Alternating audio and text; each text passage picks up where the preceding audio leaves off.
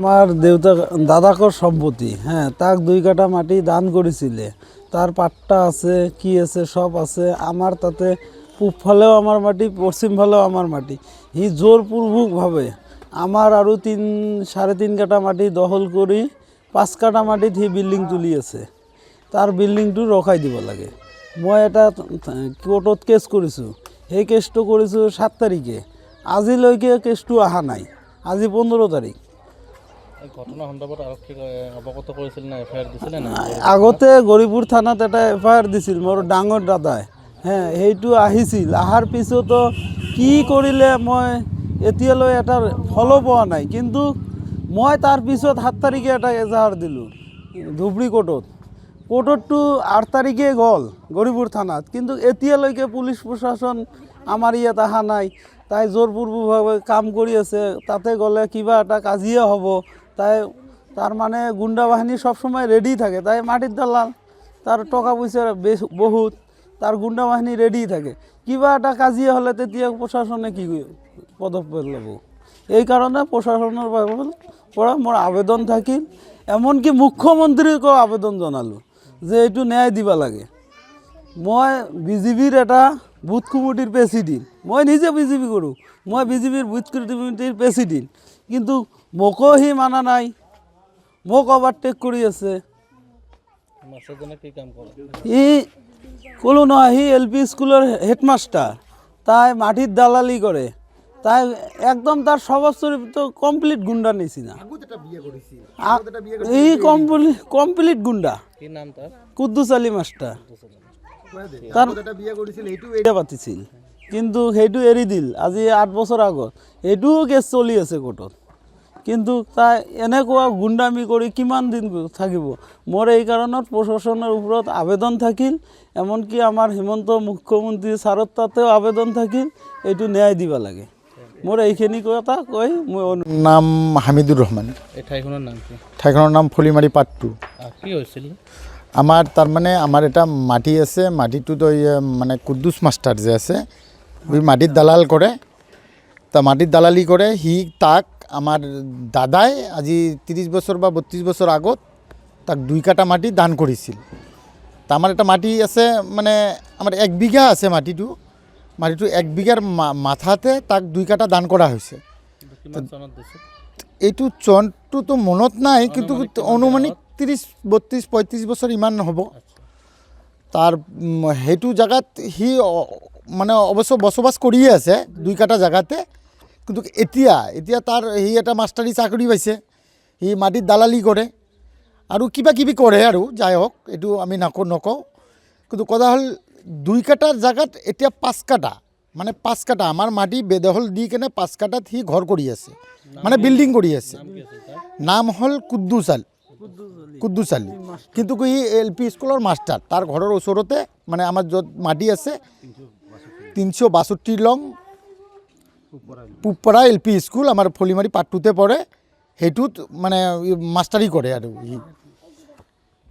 তা এইটোত আমি বাধা যাওঁতে সি মানে কিমান মানুহ লৈ কেনে আমাক মানে আমাৰ লগত পুৰা একটা মানে কাজিয়া সৃষ্টি কৰাৰ মানে হেৰি কৰে আৰু।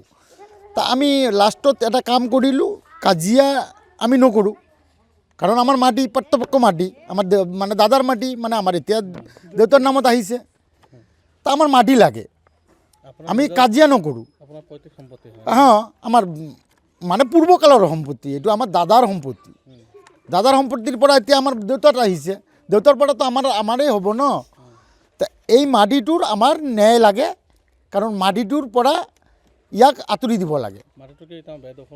বেদখলতে আছে মাটিটো। বেদখলত মানে সি 3-4 কঠা মানে আমাৰ ফচাই কেনে সি কাম কৰি আছে।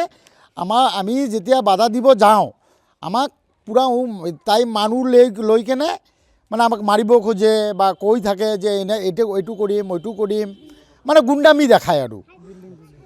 তাৰপিছত আমি গৌৰীপুৰ থানাত ইজাহাৰ দিলোঁ এটা। গৌৰীপুৰ থানাত ইজাহাৰ দেওয়াৰ পিছত গৌৰীপুৰ থানাৰ পৰা আমাক এতিয়ালৈকে মানে কোনো ৰেজাল্ট নিদিলে। আৰ তাৰ কাম এতিয়ালৈকে কৰি আছে, ৰানিং কৰি আছে। কিন্তু এইটো কামটো বন্ধ কৰিব লাগে। আপোনালোকৰ দাবীটো কি আছিল? মানে এতিয়া কামখিনি বন্ধ কৰিব লাগে। তা এইটো এটা নে মানে প্ৰতিপক্ষে কাগজটো চাই কেনে তাৰ যদি মাটি হয় তাক দিব, আমাৰ মাটি হ'লে আমাক দিব হেৰি, এইটোৱে আমি চাওঁ। আমি নাচাওঁ যে কেঁচাল কৰিম, মাৰপিট কৰিম, এইটো আমাৰ নালাগে। মানে আপুনি আইনী পক্ষে আইনী পক্ষে আমাক যাব লাগে, আইনী পক্ষে আমি গৈছিলোঁ, কিন্তু আইনী পক্ষে আমাক এতিয়ালৈকে কোনো ৰিজাল্ট নিদিলে। নাই পোৱা নাই। এদিন আহিছিল কি না আহিছিলে, কিন্তু আহি কিবা ইনকুৱাৰী কৰি কেনে বহি আছে। এই যে মাটিডোখৰ আছে, মাটিডোখৰ আপোনাৰ পুৰা কাগজ পত্ৰ আছেনে? আছে আমাৰ। কিমান নম্বৰ দাগৰ মাটি? আমাৰ 1340 নম্বৰ দাগৰ মাটি। আৰু তেওঁ যিখিনি মাটি দিছিল তেওঁক যিখিনি দেওয়া আছে 1341 আছে। আমি যে দুই কাটা দিছোঁ, ছেপাৰেট কৰিছোঁ। এতিয়া যদি আমি মানে সব জাগাতে চাওঁ আৰু যেনেকুৱা কাঁচাপাট্টাত চালেও ওর আছে, চিটাকবিত চালেও ওর আছে, দুই কাটাই আছে, কিন্তু তাতকৈ বেছি নাই। কিন্তু এইটো যদি মানে থানাৰ দাৰগাই যদি আহি কিনে চাই, মাটিটো আছে 5 কাটা 6 কাটা মাটি, তাততো এটা আইডিয়া থাকিব লাগিছিল যে তাৰ মাটি হ'ল 2 কাটা, ই 5-6 কাটা মানে হেৰি কৰি আছে। এইটো কিবা এটা ন্যায় কৰিব লাগিছিল আমাৰ, কিন্তু এইটোতো নকৰে। এতিয়া আমি ক'ত যাম? মুঠতে আপোনালোকে এতিয়ালৈকে ন্যায় পোৱা নাই? ন্যায় পোৱা নাই। এতিয়া ন্যায় বিচাৰে? অঁ, চিভিল কৰিছে নেকি? নাই, এতিয়ালৈকে বিল কৰা নাই। মানে চিভিল কৰোঁতে আমাৰ হয়তো মানে লেট হ'ব। আমাৰ লেটৰ কৰিব গ'লে এইটো মানে কাম তাততো চলি আছে। আমাক এতিয়া কামটো বন্ধ কৰাৰ পিছতে আমি চিভিল কৰিম। অনুমান 5 কাটা হ'ব। এইটোতো দেখিছে, নিশ্চয় দেখিছে, তাতে গৈছে মানে নিশ্চয় দেখিছে। আকৌ কি পালে এতিয়ালৈকে? কি ক'লে থানাৰ পৰা? কি ক'লে? থানাৰ পৰা ক'লে যে এইটো মাটি বাৰীৰ কেছ, এইটো মাটি বাৰীৰ কেছটো আমি কামটো ৰখিব মানে আমি কৈছোঁ যে মাটি বাৰীৰ কেছ ঠিক আছে, আপুনি কামটো ষ্টপ কৰি দিয়ক। মাটি বাৰীৰ কেছ এনে থানাত নহয়, কিন্তু কামটো ষ্টপ কৰিব পাৰিব, দাৰগাই ষ্টপ কৰিব পাৰিব, নহ'লে আমাৰ কাজিয়া কেঁচাল হৈ থাকিব। আমি যাম, সিহঁতে মাৰিব, তো আমাৰ মাটিতো আমি যামেই। আমাৰ তাতেতো 2 কাটা মাটি নহয়, আমাৰ তাতে আৰু বহুত মাটি আছে। তাতে আগফালেও মাটি আমাৰ, ৰাস্তাৰ পূবফালেও আমাৰ, পশ্চিমফালেও আমাৰ মাটি, মাজতে তাক 2 কাটা মাটি আমিহে দিছোঁ। এতিয়া প্ৰশাসনলৈ কি আহ্বান কৰিব? প্ৰশাসনলৈ আহ্বান আমাৰ এইটো ন্যায় লাগে, আমাক এইটো আহ্বান। মানে আমাৰ দেউতাকৰ মাটি, সি ঘৰ উঠাই আছে, আমি বাধা প্ৰদান কৰিলে সি আকৌ আমাক দম দিয়ে যে সিহঁতে কি বাল কৰিব পাৰা কৰিব পাৰিবি, মাষ্টাৰ এটা মানুহ এনেকুৱা কৰি কয়। কোন স্কুলৰ মাষ্টাৰ? এইটো 362 নং পূবপাৰা LP স্কুলৰ মাষ্টাৰ। নাম কি আছিল তাৰ? তাৰ নাম কুদ্দুছ আলী মাষ্টাৰ। এই মাটিৰ দালাল হয়। আৰু সি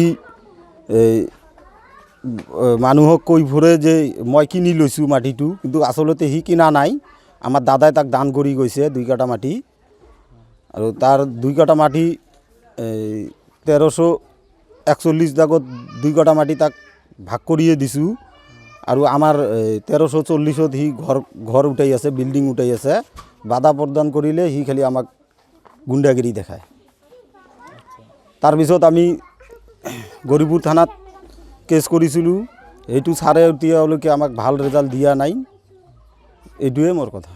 এইটো এতিয়া আমাক ছাৰে আমাক যাতে কামটো ৰখাই দিয়ে আৰু ন্যায় ভাল এটা ন্যায় কৰি দিয়ে, এইটোৱে আমাৰ অনুৰোধ। যিকোনো খবৰৰ বাবে যোগাযোগ কৰক আমাৰ এই নম্বৰত 9181 307 221।